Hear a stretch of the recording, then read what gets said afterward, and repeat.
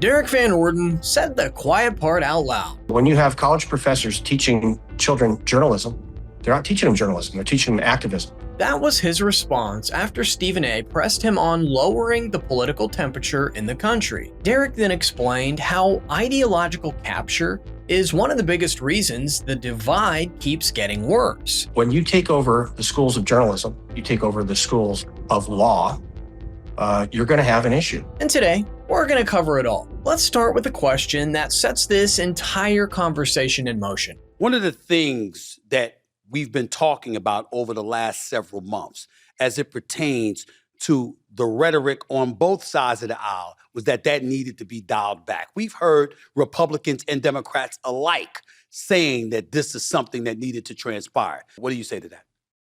This is what I say to that. The most powerful ministry, and I want to be crystal clear. I'm not calling my Democrat colleagues Nazis. I am not. The most powerful ministry in Nazi Germany was the Ministry of Truth and Propaganda. That was run by a guy named Joseph Goebbels. To my knowledge, Joseph Goebbels never pulled a trigger and killed anybody, but he's responsible for the deaths of millions of people, including 6.5 million Jews. Why? Because when the Nazis took power, they took over all the newspapers, they took over all of the radio stations, and they actually had their own film studio. And they pushed out a consistent message over all mediums that were available at the time. And that led to the Holocaust. I think this is worth expanding on because while propaganda existed long before Goebbels, very few people managed to combine politics, the media, emotional manipulation, and censorship into one machine as effectively as he did. His entire philosophy was that propaganda was simply a means to an end, and that end was political power. To make it work, control over the flow of information had to be as centralized as possible. Obviously, today's media landscape isn't Nazi Germany, but pretending otherwise would be ridiculous. There is a valuable lesson to be learned here, though. When a small number of media conglomerates control 90% of the information flow, and their financial interests, along with political preferences, point in the same direction, certain stories inevitably get amplified while others quietly disappear. Derek explained how that dynamic plays out in real time.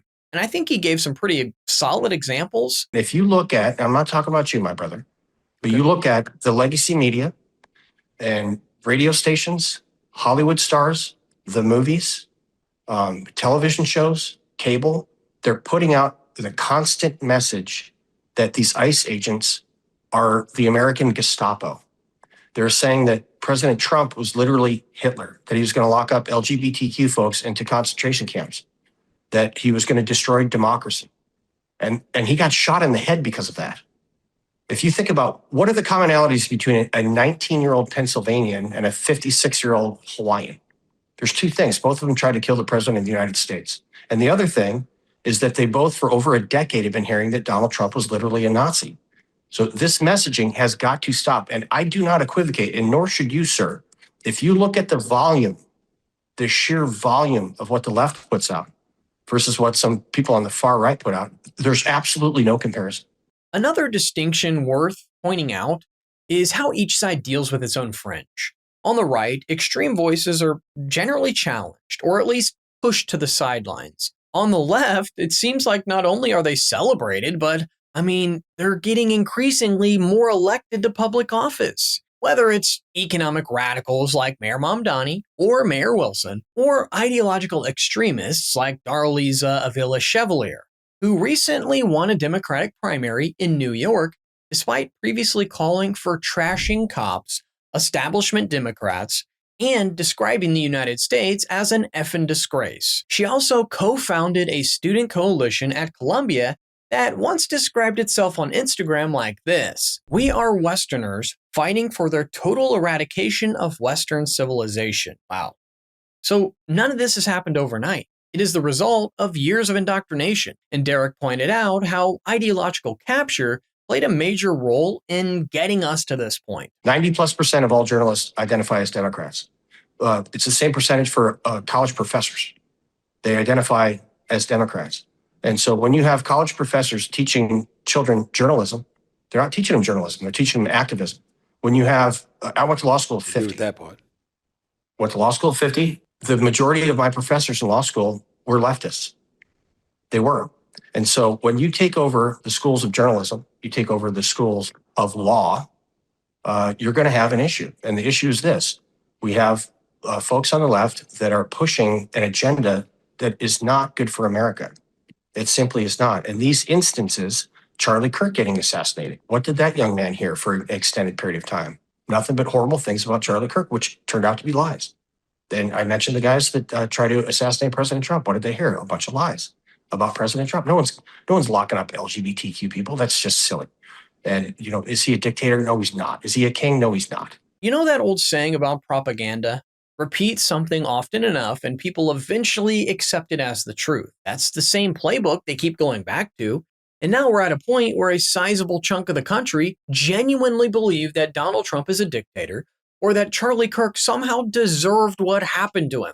Make it make sense. It also explains the reactions that we saw on platforms like Blue Sky and TikTok, where people who are supposed to be level-headed were celebrating a father losing his life because they'd bought into a carefully crafted narrative about him. Social media has become a major driver of that kind of radicalization. And your boy Caleb Hammer broke it down in detail during a recent appearance on Joe Rogan's podcast. I really think this is political capture. When you get in those ecosystems now online, you can get on TikTok and it'll immediately figure out within 3 minutes what group to put you in. And then you hear no other perspective. Right. And we know young generations, especially young women, they've moved more politically extreme than any other generation in the history of the United States. And they've moved to the left, left, right, I don't care, but they've moved to the extreme version. And even still, it's so politically captured now where it's like, if you disagree with 1%, you're a Nazi and you're get out of here. You're not one of us. Right. It's pretty brutal. I always considered myself, pretty left of center, actually. I'm probably more centrist now. Economically, I've moved a little to the right over the past few years, but compared to the people surrounding me in college that were definitely like far left, because, music school and all that stuff, but they were still algorithmically captured. I was borderline like a Nazi because I just didn't agree with everything. Yeah. Maybe the taxes shouldn't fund tits. Right. I'm sorry if I'm a Nazi for that. Now, Joe Rogan was also considered center-left, as well as Elon Musk, RFK Jr., Tulsi Gabbard, Jeff Van Drew. The list goes on and on. But the Democratic Party never seemed to realize the mistake it was making by letting its most extreme voices drive the conversation. That mindset eventually spread into the media and big tech, shaping how they handled issues now labeled as controversial, even though you can still find clips of major Democrats from just a decade ago saying the exact opposite things. The opposite of what this party stands for nowadays. It's honestly one of the most alarming political shifts in recent history, because the speed of which it happened is remarkable, and something people will probably be studying for a long time. Let me know in the comments your thoughts on the story. Don't forget to like and subscribe, and remember, you heard it here at the Dais.